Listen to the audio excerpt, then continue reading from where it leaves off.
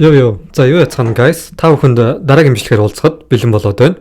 За тэгэхээр өнөөдрийн бичлэгээр гэж ярих юм бол Никола Тесла гэдэг нэртэй алдарт бид бүхний одоо энэ ашиглаж байгаа цахилгааныг зохион бүтээсэн энэ гайхамшигтай бүр хідэн тэрбумд нэг төрөх энэ хүнтэй адилхан ийм гайхамшигтай хүн төрөөгүй энэ авиасны талаар та бүхэнд ярьж өгөхөд бэлэн болоод байна. За тэгэхээр олон юм ярилцлага бичлэг орё гэж бодож байна. Гэхдээ дор байгаа subscribe дараад бас лайк дараад коммент үлдээгөөд өгөөрэй. За хэдүүлээ шууд бичлэг рүүгээ орцгоё. За Никола Теслагийн хувьд гэх юм бол 1863 оны нэг өдөр дөнгөж 7 настай байхдаа жоохон амир хүн дээр халуураад өвдөөд хэд хоног юм жоохон ухаангүй байдалтай байсан байгаа. Тэгэд ерөөхдөө аав ээж нь амир санаа зовоод хүүдээ яасан болоо ийсэн болоо гэж санаа зовоод эмч хүртэл дуудаж ирүүлсэн. Тэгээд нэлээд хэд хоногийн дараа арай гэж гайгүй ухаан ороод тэгээ ухаан орж гарч ирснийхэн дараагаар Никола Теслад нэгэн зүйл төрж эхэлсэн байна. Энэ нь болохоор толгой дотор нь яг лазераар ингээд өөрийнх нь бодсон сэтгэсэн зүйлүүд бүгд ингэж төсөөлсөн зүйлүүд ингээд бодит болж байгаа юм шиг дүрсээр ингэж бүр бодит болж байгаа юм шиг ийм. Бид бүхэн одоо л энийг компьютер график дизайнер буюу ямар нэг одоо Photoshop ч юм уу тийм Adobe програмаар тэр зүйлийг бодит болох боломжтой шүү дээ Тэгэхэд тэр үед зөвхөн толгой дотор нь өөрийнх нь төсөөлсөн зүйл нь ингээд бодит болж байгаа. Тэгж төрсөн байгаа. Бүр ингэж дахин төрсөн юм шиг болсон гэсэн үг. Тэгээд Никола Теслагийн хувьд та бүхний мэдж байгаачлан одоо Elon Musk гэдэг залуугийн хувьд гэх юм бол дэлхийн топ баячуудын нэг болоод зогсохгүй хамгийн алдартай гэх юм бол Tesla гэдэг нэртэй машин нугаа цахилгаан хөдөлгүүртэй машин. За энэ машиныг ягаад Tesla гэд нэрлсэн бэ гэхээр Никола Тесла гэдэг нэртэй энэ хүнийг шүтэн биширдэг байсан учраас энэ нэрийг машиндаа өгсөн гэж үздэг юм бэл. Тэгэд энэ гайхамшигтай хүний талаар та бүхэнд ярьж өгье гэж бодож байна. Никола Теслагийн хувьд бол 1853 онд Австрт байрлах нэг жижигхэн тосгон төрсэн байгаа. Тэгээ 19 наснда болохоор Австрт байдаг Two Graz гэдэг нэртэй коллежид явхаар болсон. За энэ шалтгаан гэх юм бол та хүнд дөнгөж саяхан хэлсэнчлэн 7 настай байхад нь амар их халуураад ухаангүй явчихж байгаа. Тухайн орчныхон дараа гинт одоо толгой дотор нь өөрийнх нь төсөөлсөн зүйл нь ингээ бодит болж байгаа юм шиг ийм зүйл толгойд нож ирсэн. Тэгээ тэрнээсээ болоод яг жоохон багасаа ахуулаад цахилгаан тэгээд тийм хөдөлгүүр дээрээс нь техник технологийн чиглэл рүү маш их сонирхолтой болж эхэлсэн. Тэгээ тэрнийхээ үүднээс ч юм уу энэ сургуульд суралцгаар болсон байгаа. Энэ сургууль болохоор физик, дээрээс нь цахилгаан, дээрээс нь техник тоног төхөөрөмжтэй ажиллах мэргэжлэр ерөнхийдөө сурж төгссөн байгаа. Тэгээ Теслагийн хувьд гэх юм бол тэрхүү коллеж төгсөөд Францын Парист байрлах Томас Эдисоны нэгэн салбар компанид ажиллахаар болдог. Ерөнхийдөө Теслагийн хувьд гэх юм бол Томас Эдисоныг бүр баг залуу байхаас ахуулаад шүтдэг өөрийнх нь маш их одоо сонирхож шүтдэг тийм гайхамшигтай хүн байсан байгаа. Тийм учраас Томас Эдисон тэр компанид ажиллахаар болдог. Тэгэд тухайн үед Томас Эдисоны хувьд гэх юм бол DC гэдэг нэртэй цахилгаан одоо бид нар ашиглаж байгаа цахилгаан биш шүү заяа. Тэгээ жоохон айгүй хуучны тэр үеийн цахилгааныг гаргаж ирээд хүмүүс тэр цахилгааныг зарж исэн байгаа гэрлийг. Тэгээд тэр цахилгааныг зарсан чи эсэргээрээ тэр нь фейлдээд дэлбэрэлт үүсээд энэ тэнд бөө юм болсон. Тэгэд энэ асуудлыг хэрвээ засч өгөх юм бол чамд $25,000 өгье гэд Tesla амласан байгаа. Тухайн салбарын захирал нь. Тэгээд Tesla-гийн хувьд гэх юм бол маш хурдан тэр асуудлыг дүр дорхно шийдэж өгсөн. Тэгсэн чинь эсэргээрээ юу нөгөө нэг $25,000 өгөх нөгөөтг нь бол Tesla бол баг fuck you гаргасан байгаа. Тэгээд Tesla тэрнээс нь болоод маш их одоо сэтгэлээр унаад тэгээд бас уур нь хүрээд компаниасаа албан ёсоор гарахаар болдог. Тэгсэн чинь гарахын өмнөхөн тухайн тэр салбар компанийн захирал нь болохоор чам шиг ийм гайхамшигтай авиастай залууг ингээд алдмааргүй байна. Чи Нью-Йорк руу яваад яг гол одоо төв компани руу очиж ажиллахгүй мүү гэдэг санал тавьсан. Тэгээ төв компани руу очиж ажиллах саналаас Теслагийн хувьд гэх юм бол татгалзаагүй шууд явхаар болсон. Ягаад гэвэл жоохноос ахуулаад Томас Эдисоныг маш их шүтдэг байсан учраас Томас Эдисоны дор ажиллана гэдэг бол өөрийнх нь хувьд бол баг мөрөөдөл шиг тийм зүйл байсан.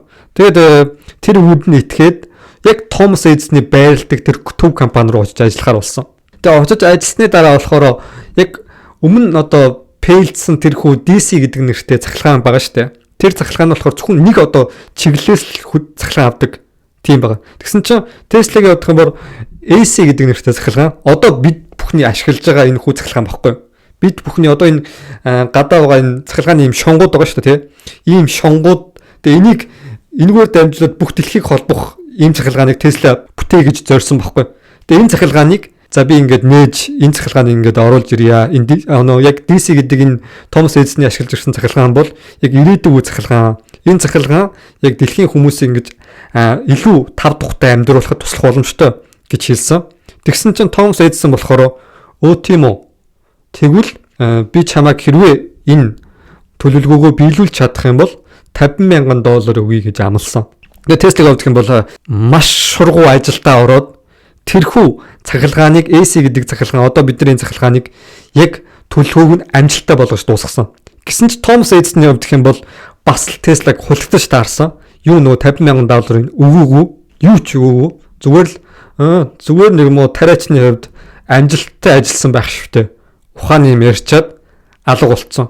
Tesla-г авах юм бол Thomas Edison-ыг маш хүндэлж биширдэг байсан ч яг үнэндээ тийм новш байсан гэдгийг бол мэдээгүй.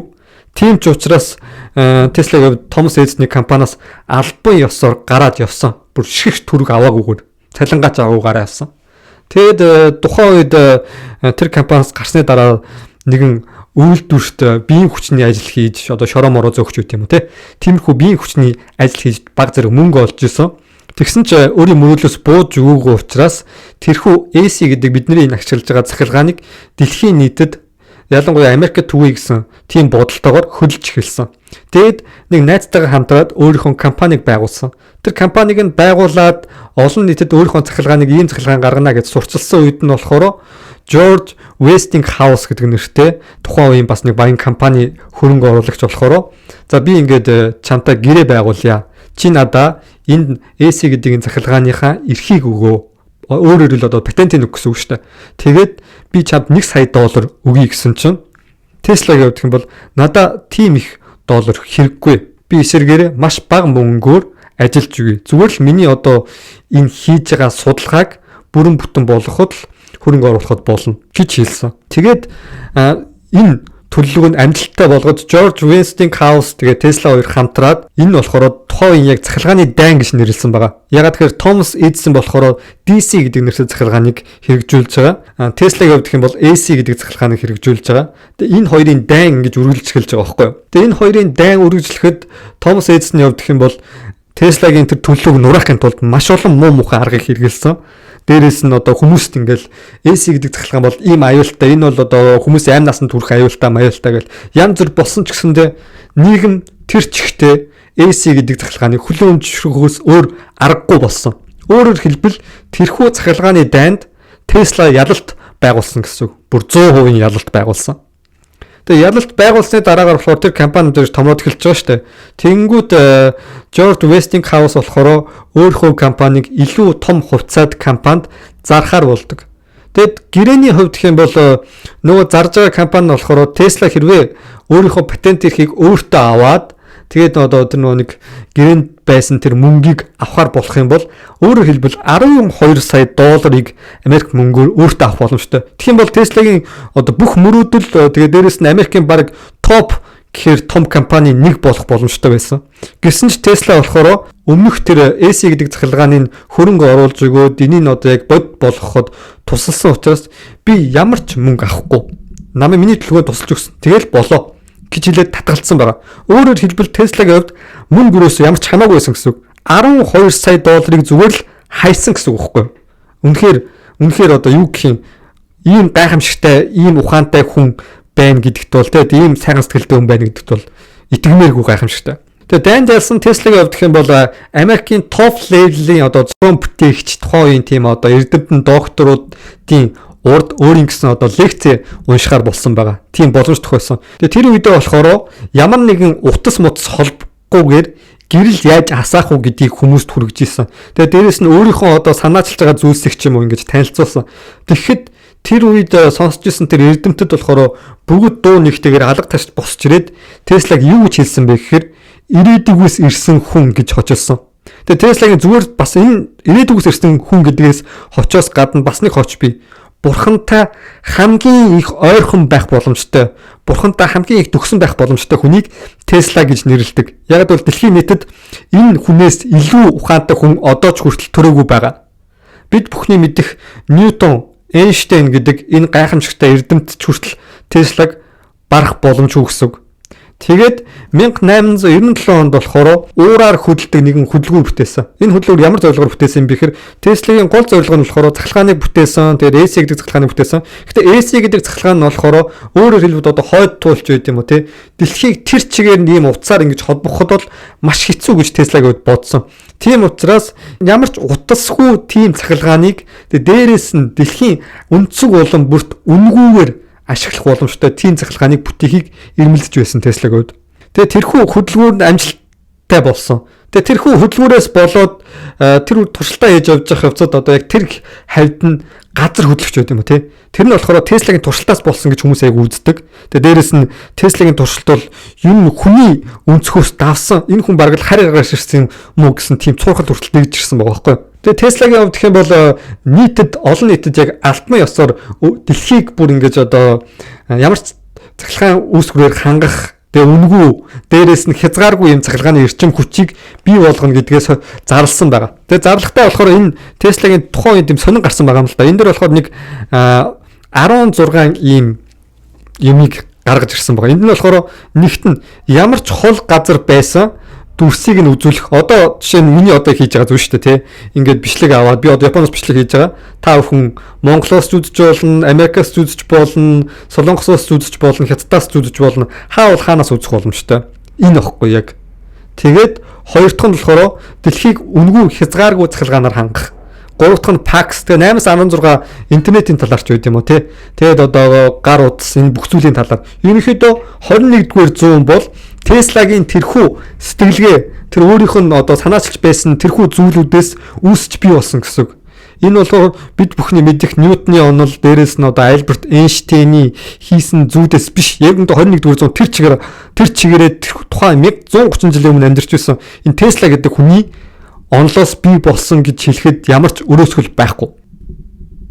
Гэхдээ энд болохоор бэлээ болоогүй нэг л зүйл байгаа. Энэ нь болохоор юу вэ гэхээр дэлхийг үнгүй хязгааргүй цахилгаанаар хангах гэдэг зүйл. Одоо хүртэл биелээ болоогүй. Хизээ биелэгдэх нь тодорхойгүй. Энэ болохоор Tesla тухайн үед бодсон. Тэгээ Tesla-гийн орыг залгах тийм мундаг гайхамшигтай гарч ирч чадаагүй учраас бүтээх боломжгүй гэж үзсэн байгаа. Тэгээ одоо хүртэл бид нэр Tesla-гийн бүтээсэн AC гэдэг нэртэй цахилгааныг ашиглаж явдаг. Тэгээ энэ дэлхийг үнгүй цахилгаанаар хангах гэдэг энэ мэдээллийг сонсоод Джон Морган гэдэг нэртэй тухайн 19-р зууны хамгийн алдартай, хамгийн баян тэрхүү хөрөнгө оруулагч болохоор Tesla-г ерөнхийдөө хөрөнгө оруулаад үзье гэж шийдсэн. За энэ болохоор яг тэр үнгүй хязгааргүй цахилгаанаар хангах гэдэгтэй нь биш. Tesla-гийн тэрхүү төлөвлөгөөнд болохоор одоогийн бид нэр хэрэглэж байгаа гар утас шүү дээ тий. Тухайн үед яг тийм гар утас ч юм уу тийм одоо технологи ямар нэгэн заавалчгүй утас шаардахгүй, тийм цахилгааны утас шаардахгүйгээр тэгж хоорондоо мэдээлэл солилцох тийм төхөөрөмж байгаагүй байхгүй. Тэгээ энийг хэрвээ бий болгох юм бол чамд одоо хүссэн ингээд мөнгөч өгөөд н компани ч юм байгуулж өгье гэж тэгж тохиролцсон байгаа. Тэгээ Tesla-г авдах юм бол энэ үед болохоор 57 м өндөртэй Warden Cliff гэдэг нэртэй яг тийм тааврыг барья гэж шийдсэн байгаа. Warden Cliff гэдэг нэртэй яг төлөвлөгөө зохиосон. Тэгээ энэ таавар нь болохоор яг үүндээ тийм одоо ямар ч утас шаардахгүй тийм одоо утсаар холбогдох ч юм уу те одоо бид бүхний ашиглаж байгаа гар утасны технологиг үйлдвэрлэх гэхээс илүү энэ тааврыг барьснаар бид бүхэн дэлхийн хааж байсан үнгүй цахилгааныг бий болгож өөртөө авах боломжтой ийм нөхцөл байдлыг бий болгох гэж оролдсон байгаа. Энэ тааврыг болохоор ерөнхийдөө бариад тэгээд бий болгож ерөнхийдөө бол дуусгасан. Гэвч энэ яг бүрэн бүтэн болж чадаагүй харамсалтай зүйл болсон байгаа. Тэгэд одоо Tesla-гийн одоо яг маш хэцүү уналтын талаар та бүхэнд ярьж өгье. Яг тэгэхээр Tesla-г авах юм бол энэхүү тааврыг бариад тэгсэн чинь Morgan явах юм бол шууд хөрөнгө оруулалтаа бүгдийг буцаасан. Тэгээд тэгвэл аюултай гэж үзсэн байхгүй. Хэрвээ энэ Tesla-гийн ярьж ирсэн үнгүй цахилгаан, дэлхийн нийтийг хангах үнгүй цахилгаан биелэлээ олжих юм бол одоо бид бүхний амьдарч байгаа энэ пирамид тогтолцоо, баян хоосонны ялгаа байдаг. Энэхүү пирамид тогтолцоо байхгүй болно гэсэн үг. Бүхэн үнгүй болчихно гэсэн үг. Тэнгүүд бүгд ийм нэг хэвийн байр суурьтай болчихно гэсэн үг. Миний зэрэг дэлхийг удирдах байгаа. Тэгээд бид бүхний дээр байгаа энэхүү баян их мэдлэлтнүүд энэ пирамид тогтолцоог алга болгохыг хизээж хүсэхгүй. Тийм учраас энэ зүйлийг болиулсан. Тэр ч бодохоо тэрхүү Tesla-гийн зохион бүтээсэн Tower-ыг хүртэл бүр нураасан тийм ажлыг хийсэн гэж байгаа байхгүй. Тэгээд нэг харамсалтай зүйл нь гэх юм бол Tesla-д яг тухайн үед энэ Tower-ыг барьж явах хугацаанд болохоор нэгэн атомын одоо Хирошимад дэлбэрсэн тэрхүү атомын бөмбөг байгаа шүү дээ. Тэрнээс хэд дахин илүү том тийм дэлбэрэлт Оросд болсон гэж байгаа. Тэгээ Оросд болохтой болохоор энэ нь болохоор азар ямар нэгэн байдлаар тийм хүн амьдардаг газарт болоогүй огт хөнгүү газар болсон. Тэгээ энэ нь болохоор хүмүүс юу гэж үздэг вэ гэхээр Tesla-гийн тэрхүү судалгааны зүйлээс болж Tesla албаар тэнд ийм дэлбэрэлтийг үүсгэсэн биш үстэй гэдэг тиймэрхүү таамаг хүртэл байдаг байгаа. Тэгээд Tesla-гийн явдах юм бол яг Google-ийн Marconi гэдэг нэртэй нэгэн залуу тухайн үед яг Morgan тэр өөрийнхөө яг хөрөнгө оруулалтад хадгалсан гол бас шалтгаан гэх юм бол Google-ийн Marconi гэдэг залуу нь болохоор гар утас яг одоо бидний одоо харилцахын төхөөрөмж шүү дээ тий. Энийг 1909 онд бүтээж гаргаад Tesla-гаас төрүүл бүтээсэн гэж үзээд Нобелийн шагналыг хүртсэн байгаа. Тэгсэн чинь яг тэрний дараа болохоор 1943 онд шүүх хурал болоод энэ бүтээсэн гэдэг гар утасны технологи бүтээсэн гэдэг энэ нөхөр болохоор Tesla-гийн өмнөх юм тэмдэглэл бүр дээр үед ингэж бичижсэн тэрхүү гар утсыг бүтээх гэжсэн тэрхүү тэмдэглэлийн аваад тэрийг копи хийгээд тэгээ зохион бүтээсэн гэж үзсэн. Тэгээ энэ хил болоод тэгээ шүүх хурлаар болоод энэхүү эрхийн түтгэлзүүлээ тэр жодгоо тэр Нобелийн шагналыг хүртэл түтгэлзүүлсэн. Өөрөөр хэлбэл яг Нобелийн шагналыг хүртэхэд зүй ёсны хүн нь болохоор Tesla өөрөө байсан.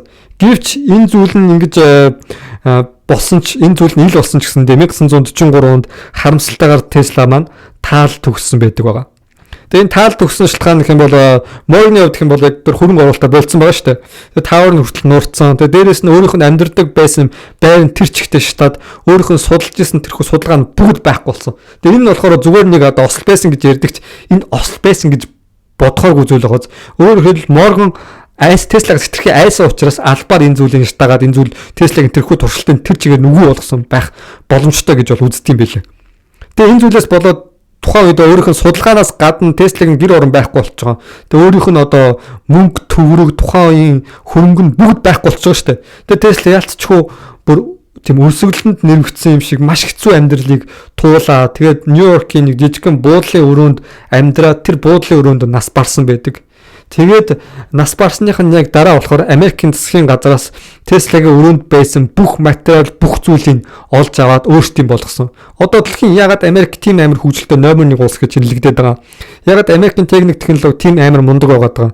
Энэ нь болохоор Tesla-гийн тэр тухайн үед зочд буудлаас нь олж авсан тэр бичиг баримт дээрээс нь тэр судалгааных нь үр дүн байх магадaltaй гэж хүмүүс бас аягүй их үздэг юм билээ. Тэгээд энэ хүний маш одоо өрөвдөлтөй энэхүү туулсан энэ гайхамшигтай яг ирээдүгээс ирсэн бурхантай маш ойр байх боломжтой энэ гайхамшигтай хэдэн 100 сая бүр хэдэн тэрбумд одоо хүртэл төрөөгүй энэ гайхамшигтай авиастан буруу цаг үедээ төрөөд тэр байтугай эрх мэдэлтүүдийн гайгаас болоод ингээд нас нөхцөн хамгийн одоо гонигтай үйл явдал гэж хэлж болно. Би энэ хүний талаар маш товчхон тав хүнд ярьж өглөө. Тэгээ би өөрөө бас цахилгааны мэрэгчлэр тийм сайн мэдэхгүй учраас бас цахилгааны чиглэлээр төгссөн хүмүүсээ бол AC/DC цахилгааны яг гол ялгаа малгай ч юм уу дор комментэн дээр үлдээж болно шүү заяа guys. Тэгээд хүн болгон Томас Эдисон нэг цахилгаан бүтнийг одоо бий болгосон, гэрлийг бий болгосон мундаг лаг гэж үзчихсэн. Тэгээд Томас Эдисон бол үнэхээр муу новш байсан бохгүй. Новш байхаас гадна Tesla-г ашиглаж байгаад хайсан. Тэгээд эцсүүлд нь Томас Эдисний яг цахилгаан ерөөсөө амжилт олоогүй. Тэгсэн мөртлөө бид нар түүхийн хичээл дээр Томас Эдисний гэрлийг бүтээсэн Томас Эдисон мундаг гэж үздэг. Энэ бол үнэхээр fucking shit бохгүй. Томас Эдисон биш. Tesla-г бид нар энэ 21-р зуун бид бүхний амьдарч байгаа энэ бүх зүйлсийг Tesla санаачилсан. Tesla байгуул энэ бүх зүйл биелэлээ олохгүйгээр байх байсан. Одоо ч би ингээ YouTube хийгээд сууж байгаа байсан. Тэгэхээр Tesla-г магтах ёстой тэр гайхамшигтай хүн бол Tesla өөр хинж биш. Никола Tesla. Тэгэхээр түүхийн энэ муухай зүйлүүд цорхонууд нь одоо ингээд гарч ирээд бид бүхний өмнө үнэн гэж бодож исэн зүйл худлаа байж таарад бид бүхний сайн гэж бодож исэн хүмүүс муу байж таарад тэгээд ерөнхийдөө үдч харсан зүйлүүдийн яг муухай зүйлүүд нь ингээл гарсаар л байгаа. Тэгээд та бүхэн нэг тунгааж бас хоёрыг бодно байх гэж бодож ин миний бичлэгээс. Тэгээ Никола Tesla-гийн талаар маш товчхон ярьж өгсөндөө маш их баяртай. Энэ хүн бол үнэхээр гайхамшигтай сууд нэг. Тэгээ хүсвэл би part 2-ыг бас оруулж болно. Тэгээ та бүхний бас хандлтаас шалтгааллах байхаа. Тэгээ дараагийн бичлэгээр уулзлаа. Тэр bye guys.